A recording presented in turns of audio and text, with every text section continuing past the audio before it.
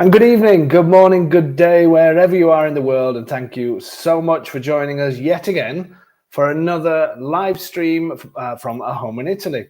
My name's David Benton, and for the next hour, we're going to be talking about what happens inside the notary's office. So what happens when you've actually found your dream property in Italy and it comes to the actual signing. We're going to go through tonight exactly what goes off in the notary's office, because it is part of the process that most people do get nervous about. And it's part of the process that you shouldn't be nervous about at all. So I'm going to convince you why that should be the case tonight. So thank you so much for joining us again tonight. Let us know in the chat box, should I say, where you are in the world, and I can have a quick look at those and see where people are in the world. And then I'll let you know as well about what's coming up over the next few weeks, which I can't, these Thursdays just fly in, don't they? It's just absolutely unbelievable. So next Thursday we are talking, that's the 16th of March already. €1 property v €100,000 property. Let's talk restoration. So obviously in the title, I think you can pretty much guess what that's all about. So I'm going to show you a few photographs of the restorations that we did here in this property. I'm going to also show you a few ideas of costings and things like that for when people are doing restoration. So that's going to be a great one. And we're going to have a little bit of a discussion about these €1 properties. It's not something that I get involved in much, but not because I think they're a bad idea. It's not sort of there's not many of them where I work. But we're going to discuss the €1 properties and what I think about the kind of property prices you should look at. Potentially, instead of €1, maybe it's worthwhile jumping up maybe to 20 or 30 or 40k and getting something that's well ahead when it comes to restorations. So that's next week. And then on the 23rd of March, meet the home buyers. So that's another popular one where we get to meet people that this particular couple, they found their dream property last year, very close to where I live actually. So they came to see me and fell in love with two properties actually. And absolutely fell in love with it. And we're going to talk about their journey, because we do their signing next week. So it's going to be theirs just a week before. They've been living there for a while now, so they're going to give us the story and all the rundown on the property that they chose and why they chose that one. And then on the 30th of March, it's time to be depressed. So before the fun and frolics of Easter time, we're going to get depressed with our resident Mr. Doom and Gloom himself, Gianluigi, the accountant, should I say, who's what's the word? Well, I know what the word to describe him, but I won't do that. But no, he's a brilliant person. He's going to tell us all about how these 7% tax deals work over here in Italy, if any of you are considering retiring out here. So he's going to explain how all that kind of thing works. And he's going to go through certain commitments that you have if you do buy a property here, in terms of if you decide to rent it out, or maybe you're moving out here and you want to hold on to some properties that you've had that you have in your own country. So he's going to talk about all that kind of thing. Then just another quick one about the tour that we've got on the 4th and 5th of May. We're down to about, I think it's about 3 places left.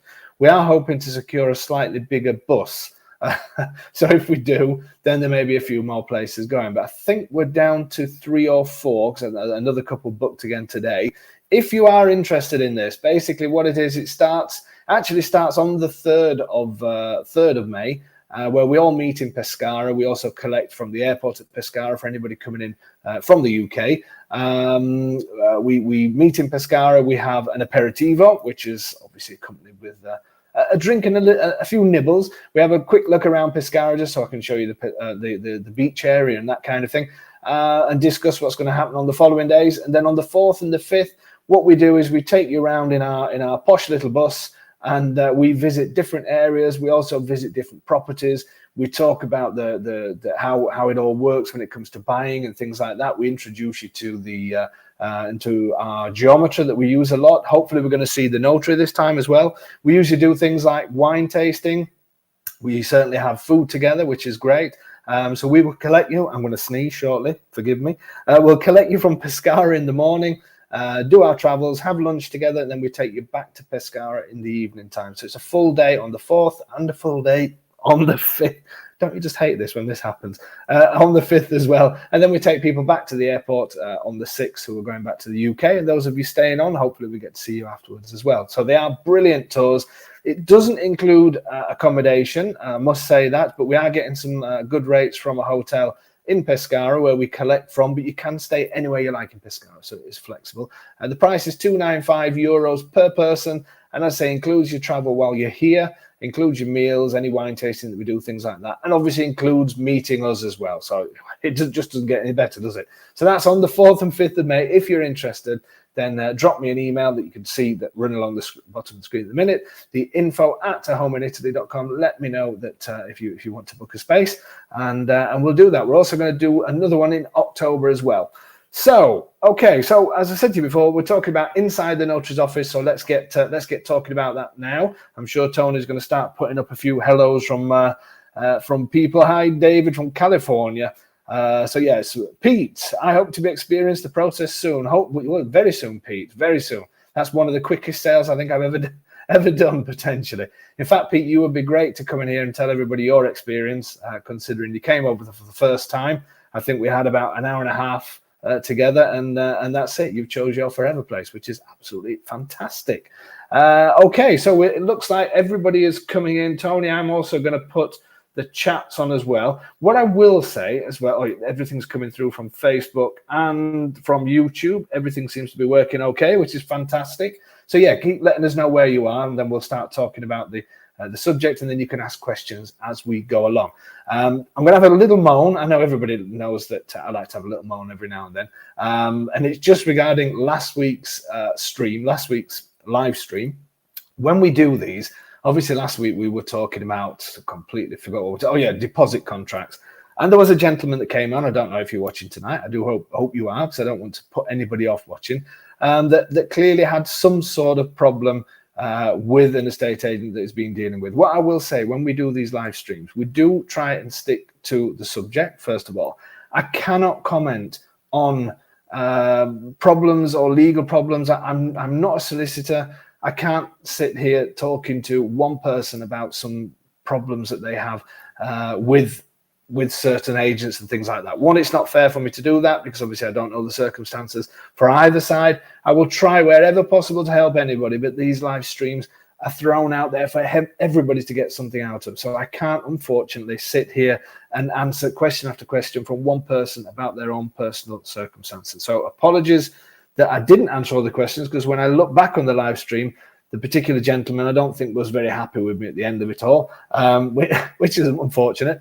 And the other thing in my defense is I don't always look at the questions, because my eyes try to fix on you and try to fix on what I'm talking about. I've got a chat screen to the side of me, and that's why we have Tony in the background, who always helps in internet land, usually sat there with his glass of wine and looks at the questions and puts them on the screen. So I tend to look at it. I can actually see him now. He's throwing his hands in there, claiming that he's not got a glass of wine, but I'm sure he has. But he will put the questions on the screen as they come through. So if people are writing on there, I will try and get to as many questions as possible. But as I say, I cannot comment on people's personal circumstances. So that's my rant over and done with. Apologies to that guy. Hope you are still watching. If you're not because you're annoyed with me, then sorry. There you go. Is that all right? Was that a Tony, is that an all right apology? I think it was all right, wasn't it? Yeah, he's giving me the thumbs up. I think that's a good enough apology. Okay, let's move on. So we're talking about inside the notary's office. What I'm going to do today is just show you a few photographs of our particular notary that we use, just so you can see what it's like inside there. And then we're going to get to the boring bit. We're going to get to the nitty-gritty. We're going to get to how the contract works. So as I said, feel free to ask questions as we go along. I am happy to answer, as I said before, but keep it relevant to tonight's subject, because we do try and cover different subjects as we go along over the weeks and weeks. Okay, so lots of people get nervous when it comes to the notary part, and to be fair, that should be the bit where you get excited. It's quite strange recently, because I've done so many remote signings. It's unbelievable. It's got to be a record, I would say. Last year was unbelievable, but this year already has just been unbelievable, if that's a word. And it's sort of, it's amazing that people do this, and I'm really happy that they trust in us and want us to. They see something that's advertised with us, and they want to get on with it and buy it, and we're more than capable of doing that. And we're going to do a live stream talking about that next month as well, how it works if you're buying from overseas or remotely. So if any of you are interested in that, obviously get in touch with us.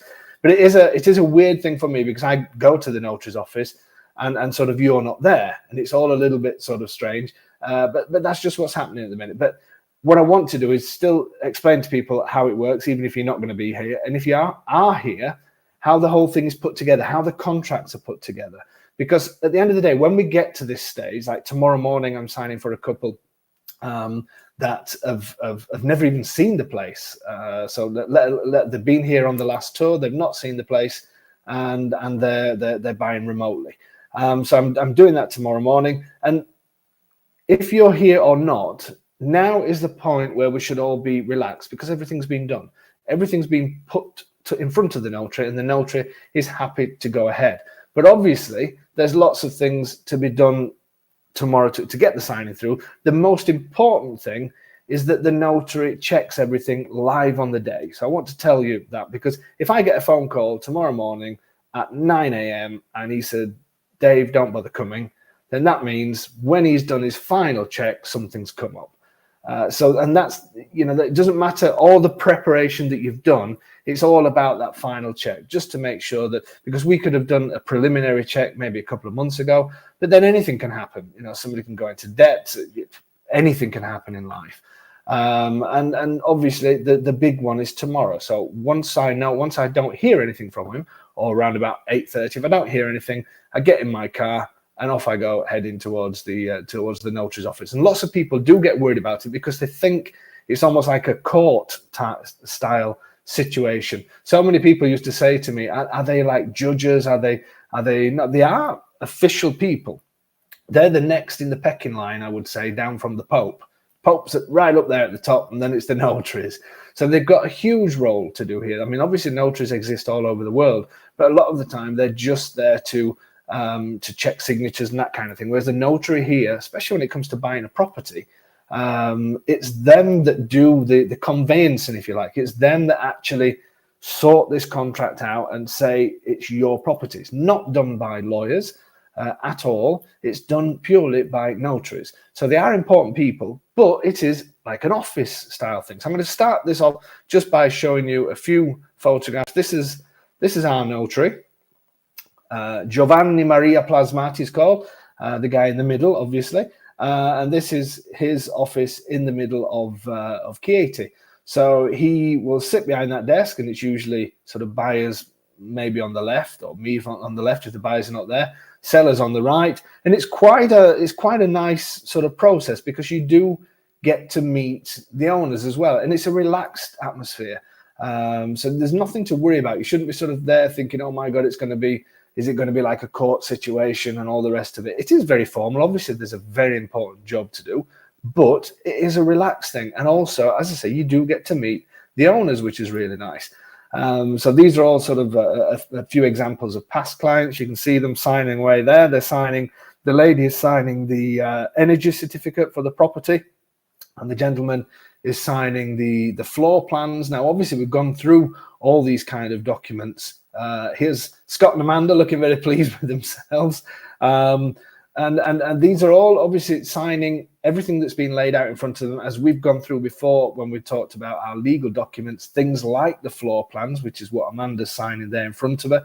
Are these floor plans exactly how they are in the property? Is this a true reflection of the property? And you have to sign to say that. So again, it's the notary will talk through everything, and he'll talk through everything, and then from then onwards, it's sort of it's all about signing all the documents and all that kind of thing. Now, when you sign in front, that's Anne and Phil, by the way. Okay, let me just get, before we start getting onto the serious stuff. Oh, I'm going back. I'm going the wrong way now. Hold on one second. Right, let's hold it with Anne and Phil and bring myself back on. If she's watching this live stream, she's going to absolutely kill me.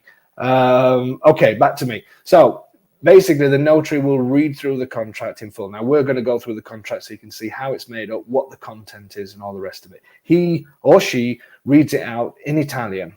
Now, obviously when I'm doing power of attorney for people, I don't need a translator. So we just do it in Italian. If you were here and you were signing, then you would need to have a translator sat at your side and translated documents into your language. Now, obviously, for you to go there and sign when you don't understand is a big risk, because the notary could just turn around. If the notary feels that you don't understand anything, then quite simply, they will just stop the process and you will be sent away. So by this time, all the documents have to be in place. Everything has to be correct. You can't just start fiddling around with things at the time of the notary. Everything has to be in order. He will read through, or she will read through the complete contract, and then everything is signed. And that's how it works. The other thing to remember is it's a little thing, and it's a strange thing to some people because people are not used to this. But when you actually sign the documents, you don't use your signature. You actually have to sign documents in joined up handwriting. So, like you did at school. So some of you, it will be not that long ago, and some of you maybe quite a while ago. But you have to you can't print your name, so you can't do it in capital letters. You have to use readable, joined up handwriting. So there, start practicing, because so many people, when they're actually sat there and I say that to them, they're like, how on earth do I do this? But it's important that it's readable. The reason for that is the notary is already saying, and he actually states it in the document, that I know this person, not because he knows you because he's had a glass of wine with you in the local bar. He knows you because you sent your documents in, everything else, your codis fiscal, your tax code has been created. So they know who you are. So you're supposed to sign in a readable way, because apparently handwriting is difficult to forge, whereas a signature can be forged. But it's all about just a readable thing. So you have to use all your names. So depending which country you're from, we'd sometimes get some with 5, 6, 7, 8 middle names. You have to sign all of your names in readable, joined up handwriting. So practice that one. So that's how that works. Also, what happens with the notary, what you got to remember is the notary is paid for by the buyer. So it's paid for by you.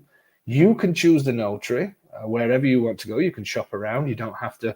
I tend to push people to my notary because he gives a great price and they're fantastic in my opinion. So, but you can choose wherever you want to go. That is your privilege because you're paying for it. But the notary doesn't work for you. The notary works for both parties. The idea of the notary is that contract is, even though it is quite a simple contract to a certain extent, but there's not supposed to be anything left where somebody could find a way of potentially suing somebody else. So all the contracts that we spoke about last week, the preliminary contracts, the ones that you sign when you maybe first making an offer and that kind of thing, they're sort of basic contracts. And they get more complex as they go along until you get to the final one, which is the rogito, R-O-G-I-T-O, which has the most information. So the idea is that the notary makes it watertight, that everybody's happy, and there's lots of things mentioned in there to make sure that everybody is happy with everything and it's signed away. And that is why when we speak about the legal document live streams, which is the copy is still on YouTube, that is why when these documents are checked before they go to the notary and you get to see them, such as floor plans, they must be correct. Because if not, when you get to that notary's office, the notary is going to have downloaded the floor plans from the land registry office, will put that in front of you and say, is that correct? So if you suddenly decide to lie for some reason, I don't know, let's say there's 3 bedrooms in the property, but there's actually only registered as 1. If you think, let's say somebody said to you, oh, don't worry about it, you can register it afterwards. Yes, that is true. It is true. But why should you pay a fortune to register it? And why should you run the risk that they may say, actually, no, we're not going to allow you to have a bathroom in there? It shouldn't really happen, but you'll still have to pay. So the minute that you take it on, you've taken something on that's what they call abusivo, something that, maybe an extension's been added to the property, and the the current owners or whoever you're dealing with said, look, we've got the plans, but it's not being finished yet. If you're going to do some work, do it afterwards.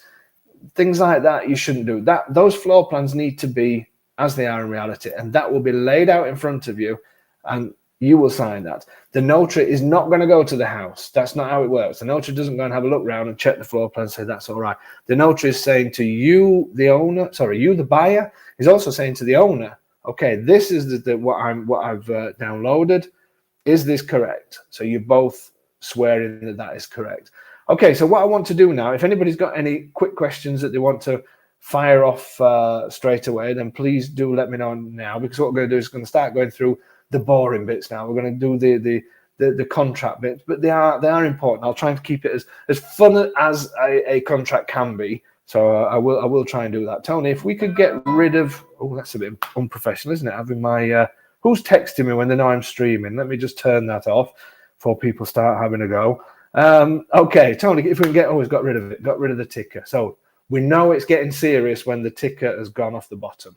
So here we go. Let's get this back in, and let's move on from Phil and Anne to the next slide, which is this one. Okay, so let's go through these contracts. I'll read some of it, and then we'll go through. We'll sort of go through what these sections mean. Now, obviously, each notary will write slightly different things, but this is the basics of it. This is the bare bones of it. A few people are asking questions, so let me just go through, even though I always say to Tony, when I get to the contract, don't put questions through. I can see a few people are asking, so shall we just quickly do those first, Tone, and then we can move on to the contract. So we've got, hello from Israel, does the notary actually check the floor plans match the contract of the deed you're signing? No, that the floor plans make up part of the deed. So the floor plans are printed. What the notary does is download that from the land registry office that day and said, I've downloaded this from the land registry office. Is this your house? To the owners, and is this what you're buying? To the buyers. So no, he doesn't check. The contract is based around those floor plans. Yes, they're part of the contract and they are signed. So yes, in theory, a sort of question is yes, but it's not. The notary won't physically check. He just checks with you and the buyer that that's what the floor plans are like. Okay, let's get the next one up. What is the typical price for remote purchase and notary through your services? Okay, David, I will if you contact me at info@homeanitaly.com, I will send you a price list on that one, just to give you. The notary doesn't change whether it's remotely or not. There's just one extra thing when you pay into the notary's account. But if you email me at I am actually, anybody that's registered emails with me, I am going to send the service PDFs out to everybody, because I've finally done them, finally finished them. So I'll probably aim to do that. I may even do that tomorrow. Okay, so let's go. Let's get onto these contracts. Here we go. So this is how it all basically starts. So as you can see on the right, I don't know if some of you are watching on mobile phones, it may be a little bit difficult. But in this section, the notary, the witnesses, the translator, the sellers, and the buyers are all introduced. So this blue area is quite a simple thing. So the first paragraph, so this is from our notary. So in Chieti at my studio and it will give the details of the notary's office. It will tell you about the notary. It will tell you that he's been enrolled in the United Districts of Chieti, Lanciano, blah, blah, blah, depending wherever you're buying from. And then it will also introduce the witnesses. There's always a couple of witnesses on there. It gives their details as well, and if any of them understand English and that kind of thing. And then on this, hopefully you can see why can't you see my arrow? Maybe I need to press the button. Anyway, it doesn't matter. And then we've got the selling party's details, the purchasing party's details. So it just gives you where you live, the basic information, your tax codes. And then there's a section on this now, which this is just going to go wrong a second. Let me just see. I'm trying to, oh yeah, hopefully you can see my little arrow now. So you've got the details of the selling party. And here it says married under a legal community of property regime. Now, when you get a translated version of contracts, it has to be as near to the Italian as possible. So it may not be perfect English, but it has to be near as damn it. Now, what this is, to be declared under the marriage of community, like it's in Italian, it's actually called comunione dei beni. What that is here in Italy, when you get married, you actually, there's a very romantic service and all the rest of it, and then everything gets very official, and the tone slightly changes in the church, and the priest has to read out a legal thing, and you either marry in what they call comunione dei beni, which is the communion of good, which basically means that anything you buy will also be half your partner's, and anything your partner buys will be half yours. That's what comunione dei beni is. Now, if you're buying a house outside of Italy, if you're coming from outside of Italy, unless you prove otherwise, as in you've got a sworn document from the state or wherever you live, or the country where you live, that you're married in what they call separation, then the default status is that we're all married in the communion of God. So when we buy the house, we're buying it for yourself and your partner. Obviously, you can also declare in there if you're single. That's a simple thing. You just declare that you're single. But if you are married, you're either married in comunione dei beni or in separazione. Separation means that we're married, but what's mine's mine and what's my partner's is my partner's. So that is another way. And they actually declare that at the time. It's all very romantic, where the priest reads out this contract and makes it clear what they are, and they are that for good. So what does that mean for you? As I say, outside of Italy, unless you can prove otherwise and have it translated and everything else, then you're in comunione dei beni. So that means that if you're married, then one of you can just come out and sign the property to say that you're buying in comunione dei beni with your partner. Now, what actually happens then is when the documents come back, it's only in one person's name, whoever was there for the signing. But that doesn't mean then that one person owns the property, because it's clearly written that they are in comunione dei beni, and when they bought that property, they were in comunione dei beni. So let's say if me and my wife decide to buy a property here, we buy it in comunione dei beni, but my wife can't come to the notary's office. I sign for it. The documents come back, it's in my name, and then I think to myself, you know what, I'm going to sell that property without her knowing. First of all, you don't know my wife, so that would never happen. And I'm not like that either. But let's say something strange happened to me that day, and I just thought, I'm going to try and do this. When you get to the notary will say, okay, well, we've checked the previous, because they always look back how I got the property, and it says in that document that you're married in comunione dei beni. It clearly states it, and it's registered there on the documents. So you can't sell this property, because whoever you were married to at the time, then you need that person to be here as well. So that's basically how that works. But that is an important section. So as well as talking about the names, addresses, and all the rest of it, it also tells you the kind of regime that you're married into. Then we have the purchasing party underneath that, all of the same, all of the usual things. It also includes your tax codes and the rest of it. Then there's a passage that says, because I, the notary, do not know the English language, pursuant to Article 55, there's lots of these articles and all this kind of thing of notary law, so-and-so is also present with their tax details, because whoever's being the translator, they take that on personally. So even if it's part of a company, your translator, you put the personal details on. It's their responsibility to make sure it's all correct. And it will say, chosen as the interpreter appointed by the parties, who warned by me, the notary, takes an oath to fulfill, this says his, because it's usually related to me, his duty faithfully. In other words, I've got to translate exactly what the Italian document's saying. And then it says, Mr. and Mrs. whoever this is, buyers through the appointed interpreter declares that they do not know the Italian language. Therefore, all declarations made and received will be made through the interpreter himself. So there's no way later they could say, well, we understood Italian, we didn't need that interpreter. Why is he on there? Why? No, you stated that you didn't speak. Every angle is covered. That's the idea of these. And then the notary finished with, said appearing parties whose personal identities and qualifications I, the notary, are certain of, ask me to receive this deed with which they agree and stipulate the following. So that's the niceties out of the way, if you like. So everybody knows who's who. Then what we do, in this section, it's stated who will transfer the property and who will accept the property.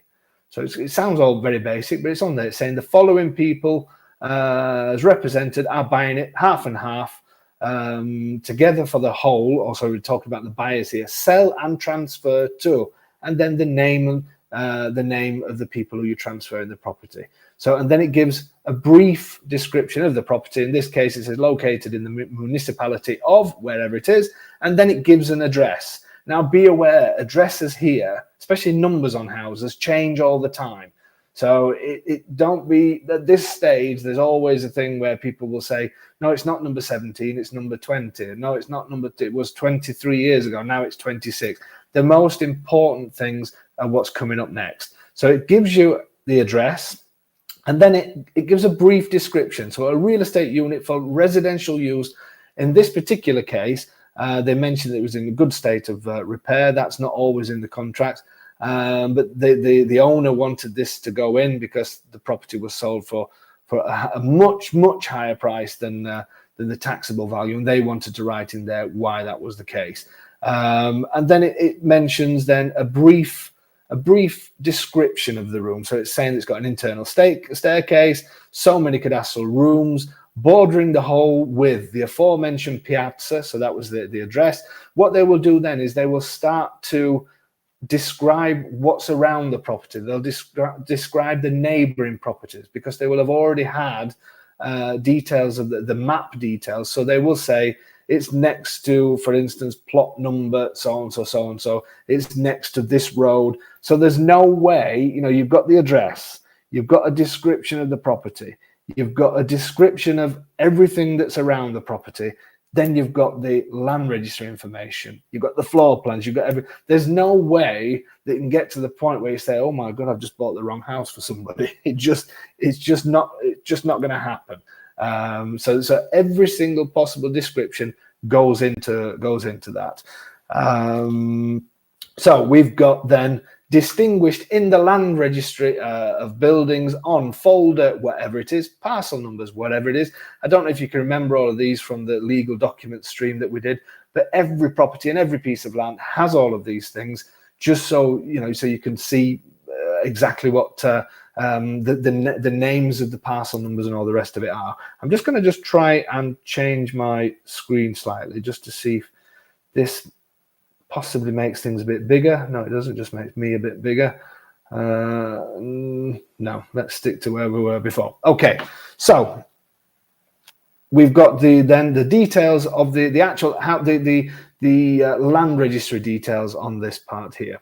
And then it says if there's anything to do with land, or whether it's just a house or all the rest of it, all of that information will all be in here.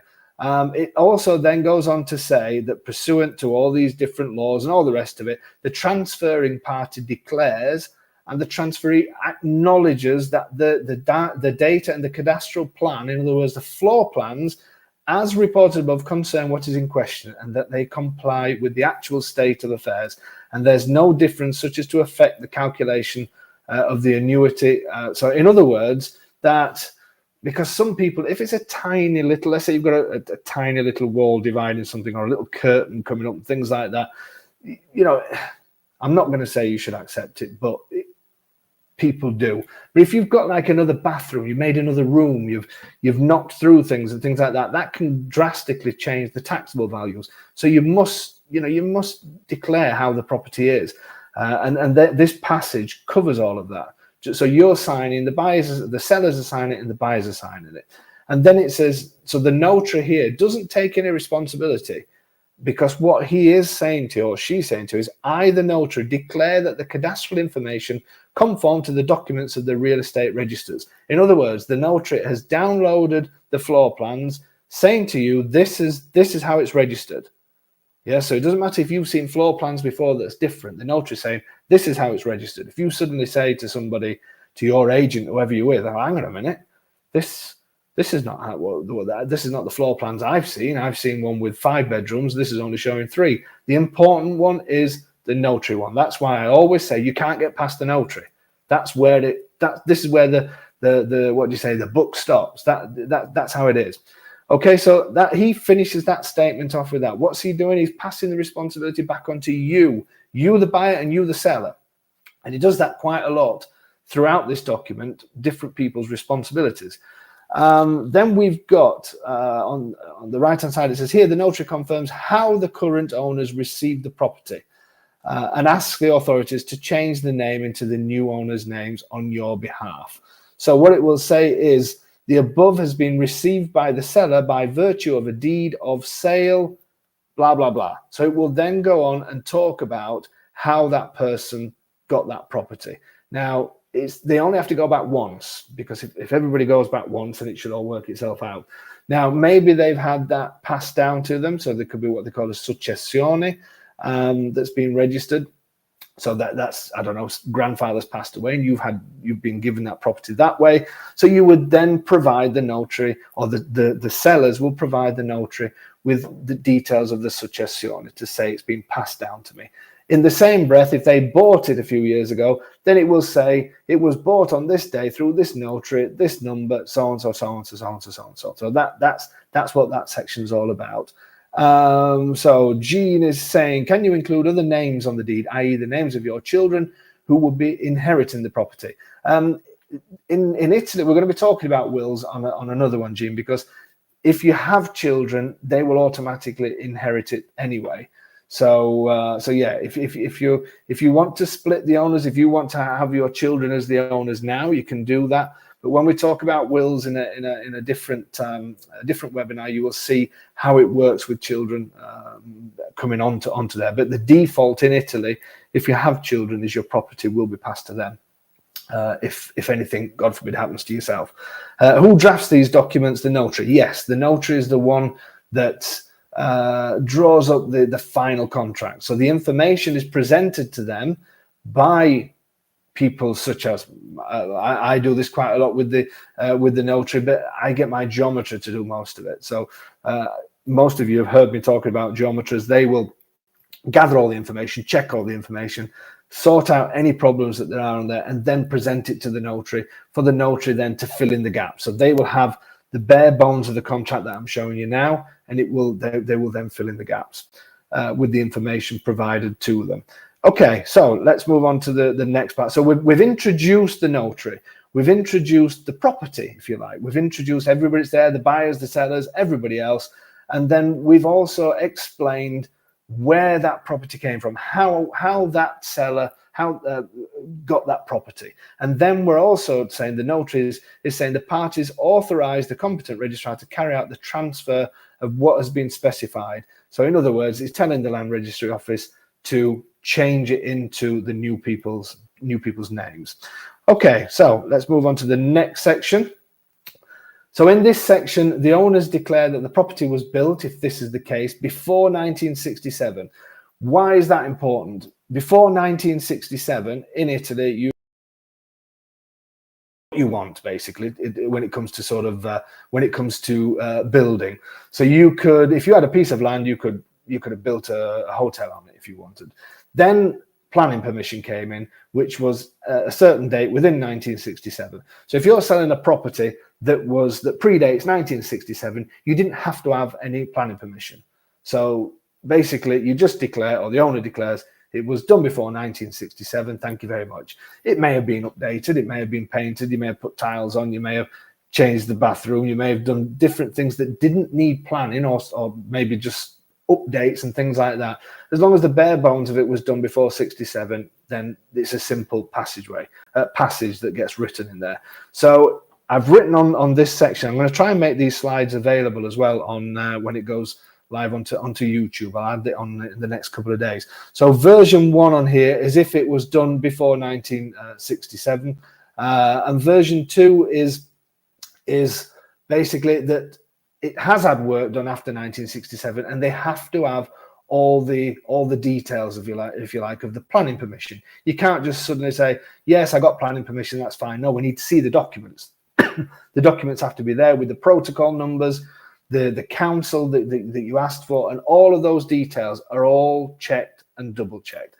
Now, where it says version 1 and version 2, this is talking about a certificate of habitability, and lots of people getting a twist about this.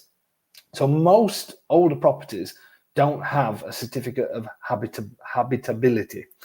What that means, it doesn't mean that you can't live in it. It doesn't mean that you're not allowed to live there and all the rest of it.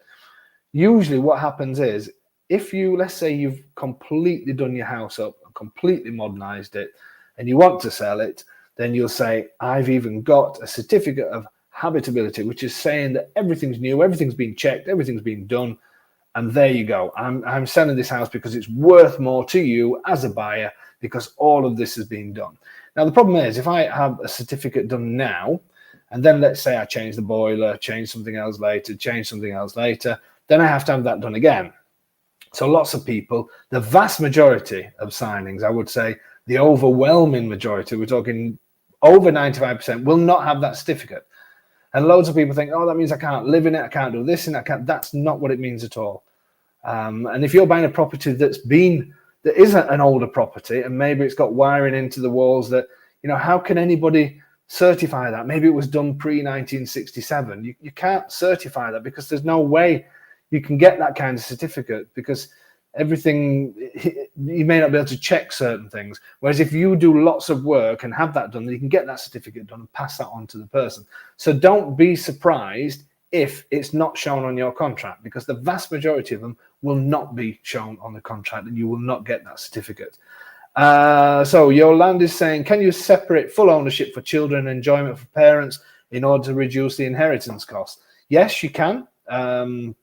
There is a way to do that. I'm going to cover that again on the wills, but there is a way to pass your property on to your child, and you can live there and enjoy it until your days are finished, if you like. So yes, there are options to do things like that. And inheritance costs are not huge here, because up to, I think it's $1 million now, there's no tax on that. You just have to pay for the what they call the successione and other thing, which is pay to get it put into your name and all that sort of stuff. But the actual inheritance tax is you got a huge threshold, and it's not like lots of other countries. But yes, there are options if needs be. So for instance, if me and my wife decided now that we want to give this property to our children, but we don't want for them to be able to throw us out, then there is something you can do where you can put it into their name, but you have what they call usufrutto, which means I can live in it, I can make decisions about it, I can do all the rest. They can't sell it without my signature. But the minute I go off to the other paese, as they say here, then that usufrutto disappears for me. But my wife then would still have that until she moves on. So yes, there are lots of options for things like that. Okay, so let's carry on this section. So we've spoken about the section where we're talking about all the planning permissions and all that kind of thing, all go into here. Then we've got this section talks about the energy certificate that most properties need to have, pretty much all properties. It states who has issued it and its letter. Okay, so you will, this particular bit, I shouldn't say they're not worth the paper they're written on, because it's a legal requirement, but every single property has to have a energy certificate, an energy rating. Do not be surprised if yours is a G, because most of them are. Because when you have a stone property and things like that, very difficult to bring them up to anything higher than maybe even an E. But obviously, if you have a property that's got a new boiler, new windows, new everything else, then the rate will get better. But it doesn't mean anything to you, but just be prepared. It will be quite low. So even if the property looks in great habitable condition, you get the energy certificate and all of a sudden it's an F or a G. Perfectly normal, but they have to have an energy certificate. The next part is also talking about the utilities. It's talking about the electrics. And this sometimes people worry about, because it just says, pursuant to and for the purpose of, and then it talks about certain laws, the selling party declares that the systems or the utilities installed in the property, despite being compliant with the regulations of the construction time, may not be compliant with the current sector legislation, although they work regularly. I can never say that word, so I don't know why I chose to. What does that mean? That basically means the owner is saying, look, when I had these, like for even this house where I am now, we had the electrics done maybe, I can't remember, 8 years, 9 years ago, 10 years ago. Everything works perfectly. We had it done to the regulations at the time. But if I was to sell this property now, I obviously have to say to you, it was done at the regulations of the time. I can't tell you that it's up to current regulations, because it may not be. Now, that doesn't mean to say that you, the buyer, has to get it up to current regulations. Not at all. It's just me declaring, look, I've done this. It's compliant. It was compliant at the time. It works now, but I'm not saying that it's compliant to today. It's an obvious thing. But again, these are all little phrases that are put in there to stop people from being able to sue the other person, to say, well, you never told me that the electric, it's there, it's written there. So you get lots of these little random, they're not random phrases, they're in there for a reason, just to make that thing watertight, that contract watertight. Okay, so let's move on from here. I know I keep going backwards and forwards, but for some reason it makes me do that. So the next one, so here the price is stated. So obviously simple, it's just telling the price of the sale is agreed, and the parties declare under their responsibility to be X amount. Distinguished for tax purposes as, in this case, 68,000 for the house and 5,000 for the agricultural land. So all of this will be put in there. And the next section is a really important one. So this is where you as a person ask for your taxes to be worked out on the taxable value, not the price that you paid. What that means is, because you are a person buying the property, you're not a company buying the property, the Italian government will allow you to pay your 2% or 9%, whether you're going to be resident or non-resident, on the what we call the catastale value. So the value that is registered at the local council. They will allow you to pay taxes on that, which is very often, not always, but very often, much less than the property price. So in lots of cases, you could sell a house for 100k, it may only have a taxable value of 30k. And in this section, you're saying that I'm a person, I'm not a business, and I would like to pay my taxes on the taxable value. Now, if the taxable value is higher, you can't ask to pay for it on ask to pay taxes on what you've paid for it. You have to go with the taxable value, unfortunately. But the vast majority of times, it's a lot less than what you actually pay for it.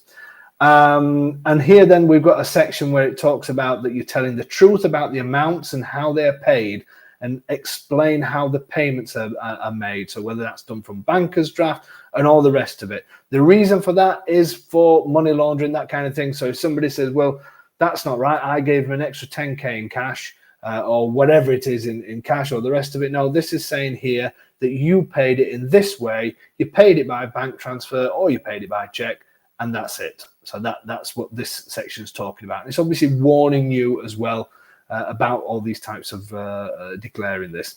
On here, there's two versions of this one. If you're using an estate agent or somebody like that, their details will be on there.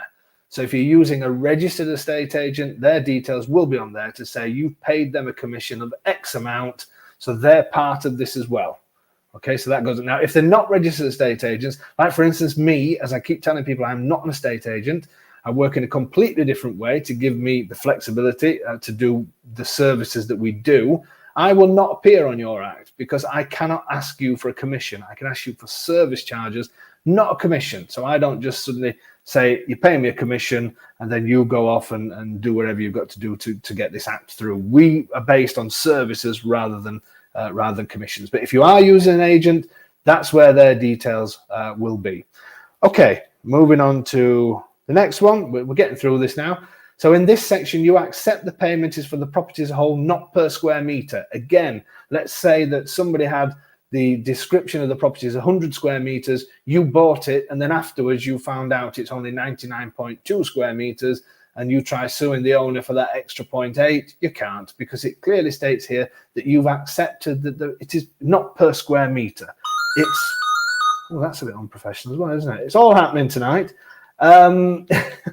Put that on silence. And yeah, so basically that covers that section to say it's not per square meter, it's an agreed price. The next part is saying that you own the property from today, but debts up to today, utilities, taxes, etc., are the responsibility of the old owner. Even if they're found to be, only the debts are found after the signing, it's nothing to do with you. It's always the old owner. The owner declares that there's no charges or any debts and things like that on the property. The owner declares that, but the notary confirms that that's the case. So this is an important thing here, because again, this is the notary putting the responsibility on the owner. Now the notary will check the land register details to say there is no debts on this property. If there is a debt on the property, they will tell you. So it's not that you can't buy it. You will actually be told that there is a debt on the property, and if you want to go ahead and buy it, then you can. That's not a problem. But they have to inform you.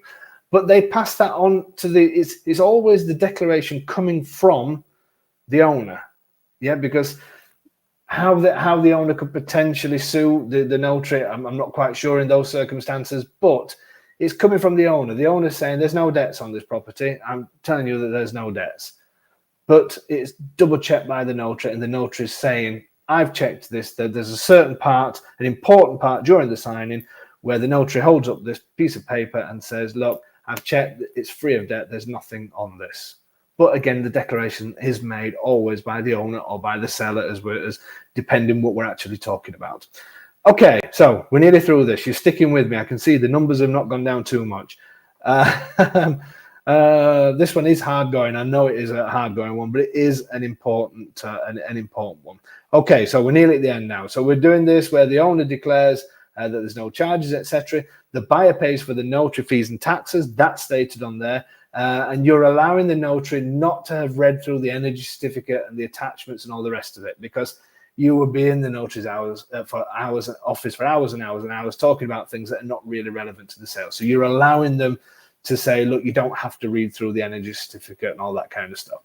So that's another little addition, because again, you could go back and say, well, you never read that out to me and all the rest of it. Here, every base is covered. Then the notary explains how the contract was written, how many pages, what time it was completed, and all the rest of it. So it will say on here, upon my request, I, the notary, received with the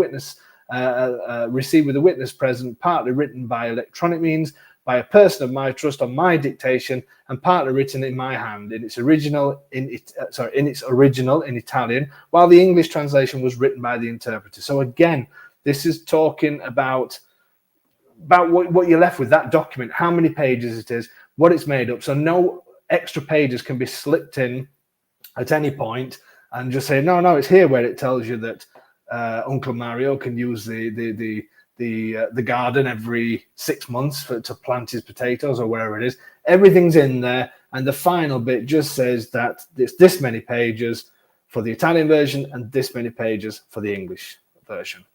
And that, my friends, is it.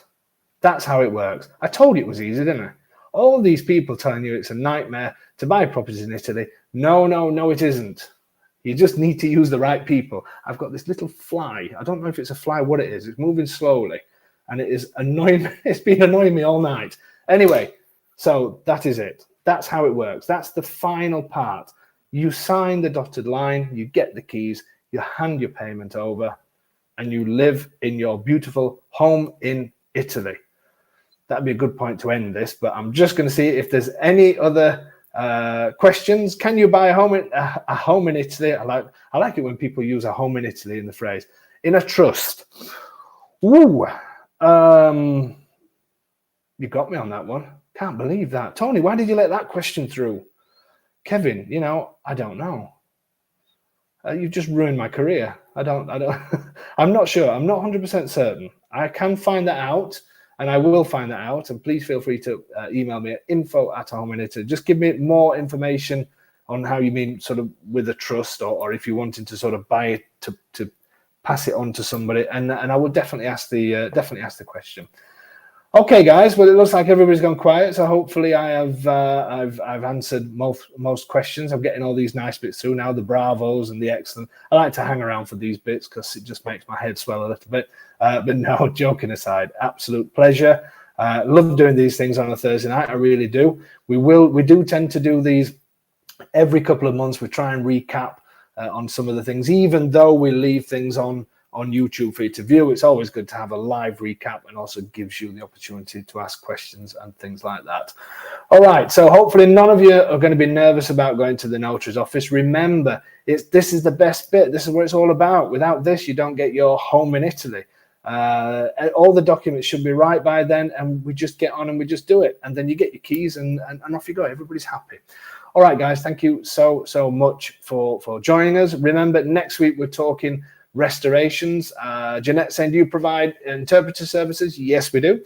That's what we do between myself and my wife. It's usually my wife Silvana that does that, but yes, it's all part of the service. We cover, as I've said, I'm going to do a quick sales pitch for us. We cover every single part of the process together with the professionals that you need. We put everybody together. So we've got the geometers, we've got the notary, we do the interpreting, and you've got our experience, and that's over 15 years now. And yeah, we're pretty confident in what we do. We love what we do, and we love people that come to us and hopefully become friends rather than just clients. Okay, so I'll stop talking now, otherwise I'll start to get too emotional.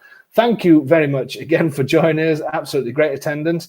And we'll see you next week. Remember, we're talking about restorations. I'm going to show you a few pictures of what we did to this place. And we'll give you an idea of the kind of prices and all that kind of thing. And yes, Puglia is coming online soon as I get a slight break to put some of the properties on. But yes, within the next month, it will. Can you see that flag? Did you see it? It's so going to get it when I finish on here. Thank you guys so much. Absolute pleasure as per usual. See you next week. Thank you so much.